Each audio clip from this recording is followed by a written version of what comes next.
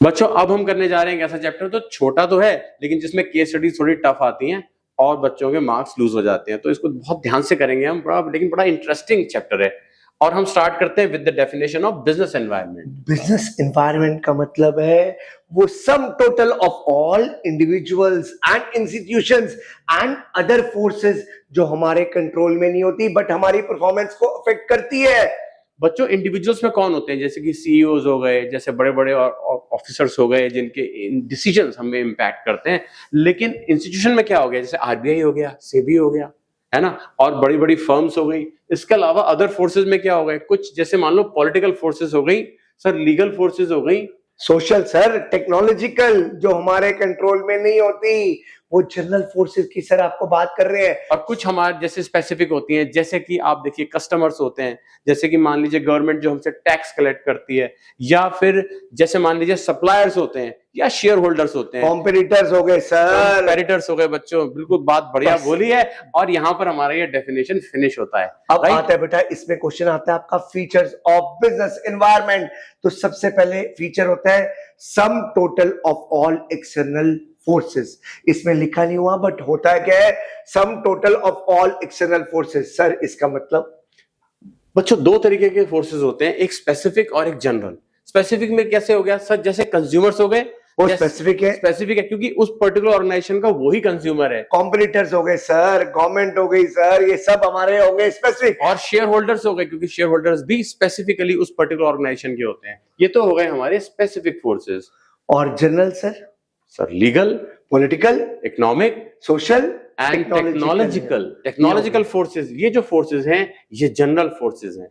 और सर एक एनवायरनमेंट दूसरे एनवायरनमेंट से इंटररिलेटेड होता है, डायनेमिक होता है। There is lot of uncertainty, complexity, relativity और सम टोटल। आओ बच्चों एक एक करके हम आपको अच्छे से समझाते हैं। ये फीचर्स है बेटा बिजनेस एनवायरनमेंट के। सर एक नंबर का क्वेश्चन तो मेरे को एक्सपेक्टेड है सर इससे। बिल्कुल सर। बच्चों देखो हमने स्पेसिफिक जनरल फोर्सेस समझ लिया, टोटलिटी ऑफ एक्सटर्नल फोर्सेस में अभी अभी हमने डेफिनेशन करी, वो ही है जो टोटलिटी ऑफ एक्सटर्नल फोर्सेस है उसकी डेफिनेशन ही है sum total of all the things. External business firms जितनी भी हैं उन सब का जो टोटल है वो आपका इंडिविजुअल, इंस्टीट्यूशंस, फोर्सेस सब मिला के क्या बन गया, वो बन गया बच्चों बिजनेस एनवायरनमेंट। और ये बच्चों स्पेसिफिक फोर्सेस हैं, आपके कस्टमर, कॉम्पिटिटर, सप्लायर, इन्वेस्टर्स है, ये इन्वेस्टर्स है। और जनरल फोर्सेस में तो कंडीशंस है sir, economic, social, political, technological, ये सारी। तो दो आपने याद कर लिए। याद रखना बेटा ये वाले आपको क्या करते हैं, स्पेसिफिक फोर्सेस स्पेसिफिकली आपको इंपैक्ट करते हैं। लेकिन सर जनरल फोर्सेस हमें कैसे इंपैक्ट? इनडायरेक्ट, इनडायरेक्ट, ये डायरेक्ट और वो इनडायरेक्ट। ये स्पेसिफिक और वो जनरल। ओके सर एक एनवायरनमेंट दूसरे एनवायरनमेंट से इंटररिलेटेड कैसे होता है? सर एक लाइफस्टाइल है, लाइफस्टाइल के उस पर हमारा कंजम्पशन डिपेंडेंट है और कंजम्पशन से हमारी बनती है हैबिट, हैबिट से बनती है परचेजिंग। बच्चों अगर मान लो कभी ऐसा होता है कि हम हेल्थ कॉन्शियस हो जाते हैं तो हम कैसी चीजें यूज करते हैं, है ना, डाइट हमारी सुधर जाती है, हम ऑयल कम खाते हैं। आप देख रहे हो हम फ्राइड की जगह बेक्ड खाते हैं और हमारी फिर परचेजिंग भी बदलेगी। जब परचेजिंग बदलेगी जो फर्म्स हमारे लिए प्रोडक्ट्स बना रही है वो प्रोडक्ट्स भी बदलेंगे। इसका मतलब ये सब चीजें आपस में सर क्या है, इंटररिलेटेड। तो तीन फीचर्स के बाद आ जाओ बेटा, उसके बाद डायनेमिक। बेटा बहुत डायनेमिक है बिजनेस एनवायरनमेंट, कस्टमर की प्रेफरेंस चेंज होती रहती है और कंपैरेटर की नई एंट्री होती रहती है, सर टेक्नोलॉजी भी चेंज होती है। तो ये तीन वर्ड याद रख लो, तीन। Technological improvement, shift in consumer preference, या नया कॉम्पिटिटर आ गया, डायनेमिक है। डायनेमिक, डायनेमिक के साथ साथ there is lot of uncertainty, कोई ना जाने अपना फ्यूचर क्या होगा, यानी कि पता नहीं है बच्चों कल क्या होने वाला है। डिफिकल्ट है sir, difficult to predict, unpredictable. We might be able to prepare ourselves, we might not be able to prepare ourselves. Sir complexity है, बहुत मुश्किल है सर। मेरा एक दोस्त आया दुबई से मेरे पास मिलने और उसने मुझसे कहा कि भाई ये दिल्ली के बिजनेस एनवायरनमेंट के मुझे कुछ बताओ। तो मैंने कहा देख भाई मैं तुझे ऐसे तो बता नहीं सकता, लेकिन I can describe it by breaking it into its components, legal, political, economic, social, technological forces. And these forces also interact with each other. Sir uncertainty अलग है, कॉम्प्लेक्सिटी अलग है, डायनेमिक बच्चों अलग है, और एक तो बहुत इजी है सर, रिलेटिविटी। रिलेटिविटी का मतलब है रीजन टू रीजन अलग अलग होता है। साड़ीज की डिमांड कहां पर है? इंडिया में है, लेकिन आपको यूरोप में है नहीं मिलेगी, नहीं है, डिमांड नहीं मिलेगी, नहीं है। तो relativity region to region differ करती है, चेंज करती है रिलेटिविटी। सर एक बार इसकी हमारी आप वो भी बता दो एब्रिविएशन इसकी सर जल्दी से। सर इस पे लिख सकते हैं। हाँ जी जी। COVID requires social distancing. Social distancing. बच्चों India under tension, India under tension कहां से सोशल डिस्टेंसिंग करेंगे? तो ये हमारी एब्रिविएशन है। सब मेरे साथ अपने घर में बोलो, Covid required social distancing and India under tension. Covid से है कॉम्प्लेक्सिटी बच्चों, कॉम्प्लेक्सिटी। और रिक्वायर्ड में बहुत इंपॉर्टेंट था रिलेटिविटी, रीजन टू रीजन अलग अलग होगा रिलेटिविटी। और सोशल से क्या होगा बेटा? दो तरीके की फोर्सेस सर ने आपको बताई थी, स्पेसिफिक एंड जनरल फोर्सेस। और उसके बाद आएगा डिस्टेंसिंग। डिस्टेंसिंग से बच्चों डायनेमिक, जब कस्टमर की प्रेफरेंस होती है, न्यू एंट्रेंट इन द मार्केट आता है, कॉम्पिटिटर नया आता है बेटा, डायनेमिक। इंडिया बेटा, इंडिया से क्या होगा बच्चों? इंटर रिलेटेडनेस, इंटर रिलेटेड है बेटा, इंटर रिलेटेड है। Covid required social distancing, India under uncertainty, uncertainty है। और टेंशन से क्या होगा? Sum total of all external forces, sum total of all external forces जो मेरे हाथ पे नहीं होता बट मेरी परफॉर्मेंस को अफेक्ट करते हैं। बेटा ये हमारा फर्स्ट क्वेश्चन कंप्लीट होता है, फीचर्स ऑफ बिजनेस एनवायरनमेंट। तो याद रख लेना सब, बोलो Covid required social distancing, India under tension. आओ सर सेकंड सर, अब आता है बड़ा ही इंपॉर्टेंट काम, दैट इज आपका डायमेंशंस। डायमेंशंस बच्चों, सर केस स्टडीज तो सबसे ज्यादा इसी में ही आएगी सर। ज्यादा क्वेश्चंस यही फंसते हैं बच्चों डायमेंशंस के अंदर। सर सबसे पहले हम लेते हैं इकोनॉमिक डायमेंशन। इकोनॉमिक डायमेंशंस में बेटा economic, environment, social, legal, political, technological, और सर ने कहा हम लेते हैं इकोनॉमिक। बेटा इकोनॉमिक एनवायरमेंट, इकोनॉमिक से है condition of economy, inflation, deflation, balance of payment, value of rupees, stock market indices, economy का स्टेट। Sir elaborate. बच्चों अगर इंटरेस्ट रेट आरबीआई बढ़ाएगा तो उसका क्या इंपैक्ट होगा? बैंक्स इंटरेस्ट रेट बढ़ाएंगे उसका इंपैक्ट होगा। इन्फ्लेशन जब होगी तो हमारा खर्चा बढ़ जाएगा बच्चों, इससे स्पेंडिंग और बाइंग पे फर्क पड़ेगा, कंपनीज रिएक्ट करेंगी, इकोनॉमिक एनवायरनमेंट चेंज होगा, डिमांड बढ़ेगी घटेगी, सब डिमांड सप्लाई। अरे इकोनॉमिक्स के चैप्टर याद रख ले, डिस्पोजेबल इनकम बढ़ गई, डिमांड बढ़ गई, स्टॉक मार्केट कंडीशन इंडाइसेस बढ़ गए, ये सब इकोनॉमी को इफेक्ट करेगा और this will comprise of economic environment. Value of currency export import को इंपैक्ट करेगा, डॉलर वर्सेस रुपीज, है ना बच्चों? तो ये सब चीजें होती हैं। स्टॉक मार्केट इंडाइसेस आपको पता ही है, अगर निफ्टी ऊपर जाएगा, सेंसेक्स ऊपर जाएगा तो उसका इंपैक्ट क्या होगा? इकोनॉमी फ्लरिश करती है, आगे जाती है। सर ईरान के अंदर वॉर हो गई, ईरान के अंदर वॉर हो गई और स्टॉक मार्केट इंडाइसेस आज बहुत गंदे टूट गए हैं। सर ये क्या हो रहा है? ये हमारा कौन सा एनवायरनमेंट है? Economic environment. नेक्स्ट देखते हैं बच्चों, नेक्स्ट सोशल एनवायरनमेंट। ये तो बहुत सिंपल है बेटा, बहुत सिंपल है। लाइफ एक्सपेक्टेंसी हो गया, ये सोशल नॉर्म्स हो गए, ये कल्चर हो गया, ये सब क्या होगा? ड्रेसेस हो गई, फेस्टिवल्स हो गए, हमारे ट्रेडिशन मनाए थे इंडिया में, ट्रेडिशन, कस्टम, हमारी वैल्यूज हो गई, ये सब सारी चीजें इसमें आती है। देखो वैल्यूज हो गई, सोशल ट्रेंड्स हो गए, सोसाइटीज एक्सपेक्टेशंस फ्रॉम बिजनेस हो गया, customers and customs and traditions हो गए, ये सारी की सारी चीजें हो बेटा बहुत इंपॉर्टेंट केस स्टडी है, इसको मत छोड़ के जाइए। इकोनॉमिक एनवायरनमेंट तो पक्का देख लियो, सोशल तो तू कर लेगा, कस्टम, ट्रेडिशन, हैबिट्स, इस पे आ गया। सर ये बड़ा मुश्किल आता है पॉलिटिकल और legal. Political environment sir, political कभी ऐसा होता है बच्चों कि कोई कंपनी आती है, वो कहती है मैं एक पर्टिकुलर कंट्री में बिजनेस नहीं करूंगी, इसके कंपैरिजन में मैं उस कंट्री में बिजनेस करूंगी। क्यों? क्योंकि वहां पे मुझे मिल रहा है सपोर्ट। ये कहलाता है एटीट्यूड ऑफ ब्यूरोक्रेसी। आप समझिए जब वर्ड ये आ जाता है ना एटीट्यूड ऑफ ब्यूरोक्रेसी, पूछते हैं कौन सा डायमेंशन है, answer is going to be political dimension. Attitude of government, attitude of government. 1990 से पहले हमारा एटीट्यूड क्या था? कोई फॉरेन कंपनीज को यहाँ पर नहीं आने देते थे, लेकिन एटीट्यूड ऑफ गवर्नमेंट चेंज हुआ 1991 में, जब हमने लिबरलाइजेशन की, ग्लोबलाइजेशन की या प्राइवेटाइजेशन की। एटीट्यूड ऑफ गवर्नमेंट, ब्यूरोक्रेसी जहां पर भी आएगा। अलावा बच्चों कुछ कंट्रीज ऐसी होती हैं जिनकी इकोनॉमी स्टेबल होती है, जहां पे गवर्नमेंट स्टेबल होती है, वहीं पे तो बाहर की फोर्सेस आके बिजनेस करेंगी ना, इंस्टीट्यूट्स बिजनेस करेंगे ना, पीस होना चाहिए, है ना, specific attitude that elected government representatives hold towards business, ये हमने अभी थोड़ी देर पहले डिस्कस किया था, एटीट्यूड ऑफ ब्यूरोक्रेसी में। Next, political. Sir political versus legal में बहुत कंफ्यूजन रहती है बच्चों को। लीगल क्या होता है? Law law law. बच्चों, लॉ बनाया जाता है किस लिए बनाया जाता है? ताकि हम अपनी लाइफ को बेटर तरीके से जी सके। लेकिन कभी कभी ये लॉ फेवरेबल होते हैं और बिजनेस के लिए कुछ लॉज अनफेवरेबल होते हैं। मान लो बच्चों, कोई प्रोडक्ट कोई कंपनी बनाती है और वो प्रोडक्ट बैन कर दिया जाता है, तो क्या वो कंपनी उस प्रोडक्ट को बेच पाएगी सर? बिल्कुल भी नहीं सर, जब बैन हो गया तो क्यों बेच पाएगी सर? तो कंपनी को ध्यान तो रखना पड़ेगा ना सर, बिल्कुल, कि कौन बिल्कुल। सी गवर्नमेंट के एक्शंस उसके फेवर में और कौन से उसके अगेंस्ट है, कौन से लॉज, कौन से बिल्स उसके फेवर में है, सुप्रीम कोर्ट, हाई कोर्ट के कौन से ऑर्डर्स उसके फेवर में है, उसके अगेंस्ट में। ये सर डीमोनेटाइजेशन हुआ, ये कौन सा था सर?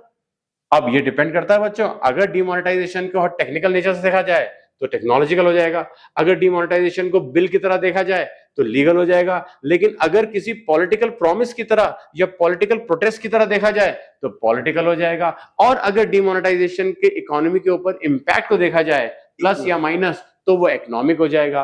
आपको जब भी केस स्टडी करनी है हमेशा ये ध्यान रखना है केस स्टडी आपसे क्या कह रही है, लेकिन कंटेंट मेरे दिमाग में एकदम फिट होना चाहिए, तभी मैं केस स्टडी सॉल्व कर पाऊंगा। राइट बच्चों, आगे बढ़ते हैं। टेक्नोलॉजिकल बहुत सिंपल है, बहुत सिंपल है। सबसे आसान तो यही है सर। टेक्निक चेंज हो गई, नई इनोवेशंस आ गई, आईफोन 17 आ गया 16 की जगह, जो भी सर हो रहा है ये आपका टेक्नोलॉजिकल एनवायरनमेंट होगा। पुरानी टेक्नोलॉजी हो जाती है बच्चों ऑब्सोलीट और उसको रिप्लेस कर देती है नई टेक्नोलॉजी।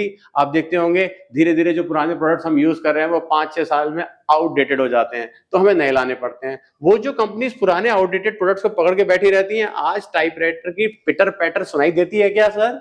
नहीं, उसकी जगह ले पहले लिया, भी सर, बहुत पहले माइक्रोसॉफ्ट ऑफिस वर्ड ने ले लिया। बच्चों, यही है टेक्नोलॉजी, जो टेक्नोलॉजी आगे बढ़ेगा, आगे सोचेगा, वो पुराने को रिप्लेस कर देगा। सब टेक्नोलॉजिकल ओरिएंटेशन में आप learning about AI and it's consequences, ये भी टेक्नोलॉजिकल डायमेंशन में आएगा। टेक्नोलॉजिकल बहुत इजी आएगा। क्वेश्चन आएगा इकोनॉमिक एनवायरनमेंट, पॉलिटिकल या लीगल से सर, इसको आइडेंटिफाई करना अपने आप में चैलेंज है और इसको छोड़ के मैं जाना बहुत इंपॉर्टेंट है। एक केस स्टडी इसमें एक्सपेक्टेड है सर। बिल्कुल। नेक्स्ट टॉपिक देखते हैं बच्चों, importance of business environment. Business environment की बेटा इसमें 2 पॉइंट पढ़ लेना पक्का, एक अपॉर्चुनिटी और एक थ्रेट। अगर जिसने अपॉर्चुनिटी देख ली, बिजनेस एनवायरनमेंट को समझ लिया सर, वो लेके जाएगा फर्स्ट मूवर एडवांटेज। बच्चों, अपॉर्चुनिटी क्या है? वो एक्सटर्नल ट्रेंड जो मुझे फर्स्ट मूव एडवांटेज लेने का मौका देता है। मारुति के साथ क्या हुआ 1980s में, उन्होंने देखा सर कि माइलेज को लेकर लोगों के मन में कंसर्न आ रहा है और पार्किंग लॉट्स के स्पेसेस श्रिंक होते जा रहे हैं, तो लोगों ने कहा छोटी छोटी गलियां थी, तो उन्होंने मानेसर में प्लान किया 1990 में, और आपको पता है कितना बड़ा प्लांट इंडिया में लगा दिया। तो हेल्प्स द फर्म, और मारुति छा गई बेटा। 97-96 तक तो कोई उसका कॉम्पिटिटर था ही नहीं, बिकती सिर्फ मारुति मारुति मारुति मारुति थी। और अमेज़न ने भी तो यही किया सर, अमेज़न ने इंटरनेट का फायदा उठाया। 1994-95 ने अपनी नई कंपनी लॉन्च करी, जेफ बेजोस ने, और आज देखिए वर्ल्ड के टॉप रिचेस्ट लोगों में उनका नाम है बेटा। अब आगे बढ़ते हैं sir, threat and early warning signals. वो आपको अपॉर्चुनिटी भी मिलेगी तो थ्रेट भी होंगे बेटा, थ्रेट भी होंगे। कंपेटिटर सर, कंपेटिटर क्या है बच्चों? थ्रेट। अब कंपेटिटर को हम काउंटरएक्ट कैसे करेंगे? अपनी सेल्स फोर्स को एनर्जेटिकली ट्रेन करके, अपनी कॉस्ट गिरा के, अपने प्रोडक्ट्स को और बेटर करके थ्रेट को। लेकिन हमें थ्रेट बताएगा कौन? Business environment. एक कंपेटिटर आता है, उसके प्रोडक्ट मेरे से बेटर हैं, या तो मैं सर्वाइव करूंगा या मैं गया। जैसे देख सकते हो आप कि हमारी टेक्नोलॉजी जितनी एडवांस होगी, हमें उतना ज्यादा अपने आप को अपडेट करना पड़ेगा बच्चों, ठीक है ना? Early warning signals. उसके बाद प्लानिंग और पॉलिसी मेकिंग में बेटा, प्लान बनाते हुए किसको देखोगे? एनवायरनमेंट को, बिजनेस के एनवायरनमेंट को। पॉलिसी बनाते हुए आप बिजनेस के एनवायरनमेंट को देखोगे।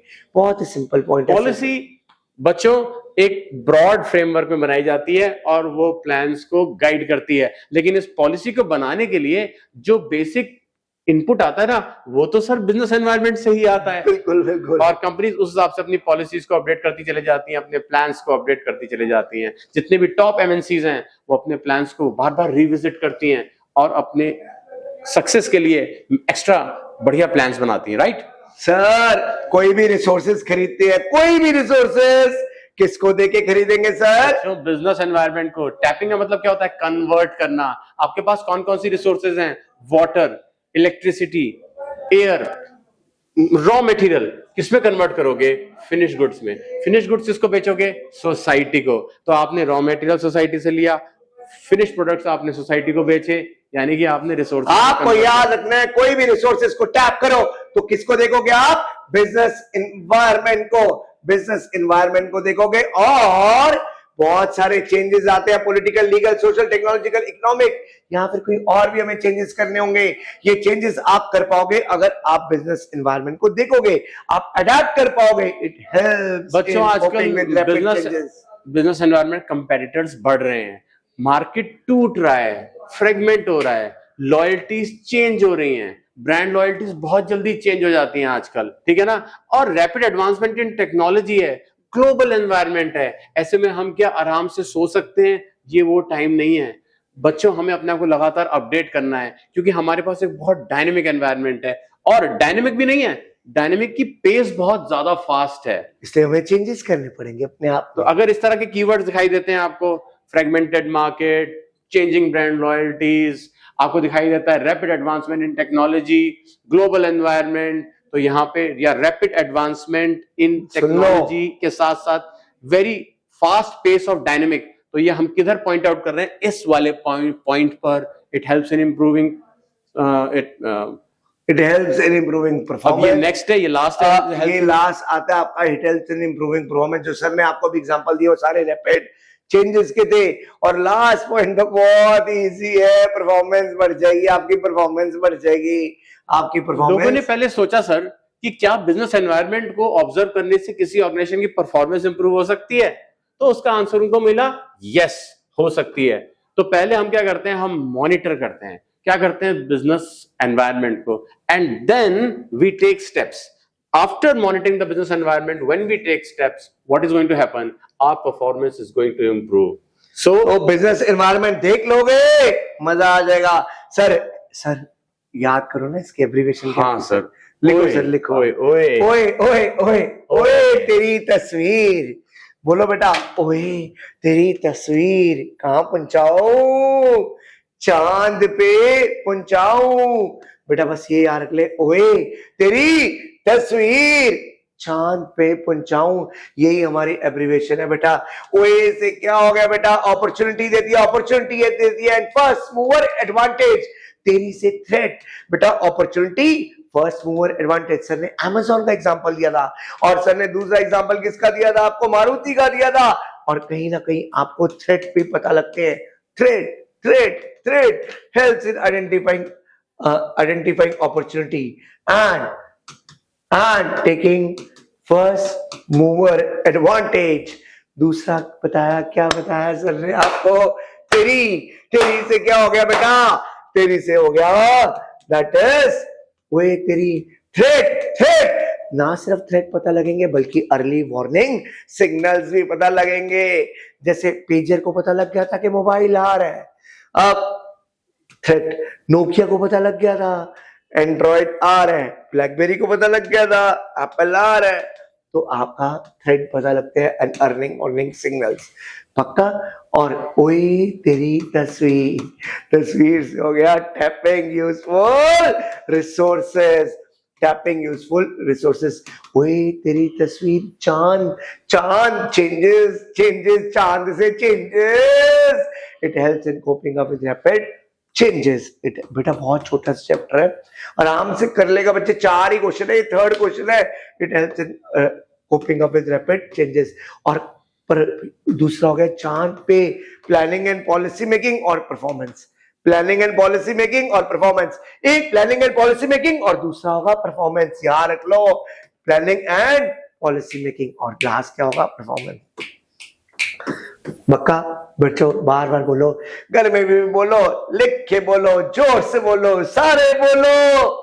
ओए तेरी तस्वीर चांद पे पहुंचाऊं, चांद पे पॉलिसी एंड प्लानिंग, और लास्ट वाला पहुंचाऊं 55 से हो जाएगा क्या बेटा? It helps in what? It helps in improving आपका परफॉर्मेंस। तो बेटा आपने ये तीसरा भी क्वेश्चन कर लिया। और लास्ट क्वेश्चन जो हमारे कोर्स में है वो आता है हमारा डीमोनेटाइजेशन। कौन सा बच्चों? डीमोनेटाइजेशन। ये आपको अच्छे से याद हो गया है। अब लास्ट क्वेश्चन आएगा बेटा, that is demonetisation. Sir demonetisation के बारे में आप क्या बोल रहे हो? बच्चों डीमोनेटाइजेशन जो था वो हुआ था 8 नवंबर 2016 को, जब अराउंड 86% जो नोट्स थे they cease to be legal tender. अब वो लीगल टेंडर नहीं रह गए थे, जिसमें 500 और 1000 के नोट्स शामिल थे। इसके बाद हम थोड़ा सा 2000 सर 2000 के नोट्स बाद में आए, लेकिन 500 और 1000 नोट सारे 500 का पुराना नोट गायब, 1000 का नोट गायब। अब देखो इसमें होता क्या बेसिकली डीमोनेटाइजेशन के अंदर, जो करंट होती है currency, it ceases to be the legal tender. Word legal tender आता है तो कॉन्सेप्ट वहां पर डीमोनेटाइजेशन आपका हाईलाइट होगा। वो डेट पूछ सकते हैं, वो करेंसी कितनी थी उसका सर्कुलेशन का अमाउंट पूछ सकते हैं परसेंटेज में। डीमोनेटाइजेशन में एक तो था ये टैक्स एडमिनिस्ट्रेशन मेजर, यानी कि जिन लोगों ने अभी तक टैक्स नहीं दिया था उनकी सारी की सारी करेंसी कहां जमा कराई गई? बैंक में। अब बैंक में आते ही दे बिकम पार्ट ऑफ, बहुत इवेजन ऑफ टैक्स है, बहुत इवेजन ऑफ टैक्स है। लोग छुपाते हैं टैक्स को, हाइड करते हैं, नहीं देते। और डीमोनेटाइजेशन का पर्पस ही था टैक्स की रेगुलेशन करना, टैक्स की एडमिनिस्ट्रेशन करना, टैक्स को इकोनॉमी में लेकर आना। तो फॉर्मल फाइनेंशियल सिस्टम में वो सारा पैसा आ गया और फिर now we can know where the money is being spent now, because now it is a part of formal financial system. Cash light economy, India उन कंट्रीज में शामिल हो गया जो कैश लाइट इकोनॉमी का पार्ट है। अब आप देखते हो ज्यादातर ट्रांजैक्शंस कैशलेस होते हैं, बट उसकी जो नींव है, उसकी जो बेस है वो 2016 में पड़ी थी। टैक्स इवेजन भी प्रिवेंट करता है, टैक्स इवेजन को भी रोकता है। टैक्स इवेजन को रोकता है, कैसे रोकता है टैक्स इवेजन को? कि लोगों की आदत होती है टैक्स छुपाते हैं, लेकिन जितना फॉर्मल फाइनेंशियल सिस्टम में पैसा आएगा टैक्स से बचना मुश्किल हो जाएगा। टैक्स से बचने की जो हैबिट है वो कम होगी। फाइनेंस का फॉर्मल, फाइनेंस का एक स्ट्रक्चर वे में आ जाए, उसको आप डीमोनेटाइजेशन कहते हो। ब्लैक मनी नहीं होगी, टैक्स की चोरी नहीं होगी, और सारी मनी बैंकिंग के थ्रू आएगी, कैशलेस इकोनॉमी होगी। वही तो डीमोनेटाइजेशन है। बस 4 इसके फीचर्स पढ़ जाओ, और कुछ पढ़ने की जरूरत ही नहीं है। ठीक है बच्चों, तो होपफुली बस एक ये कर जाओ। ये 4 क्वेश्चन से बना है, डीमोनेटाइजेशन को छोड़कर बनाना ज्यादा, 4 बस पर्पस कर लो। ये आपका बिजनेस एनवायरनमेंट फिनिश हुआ।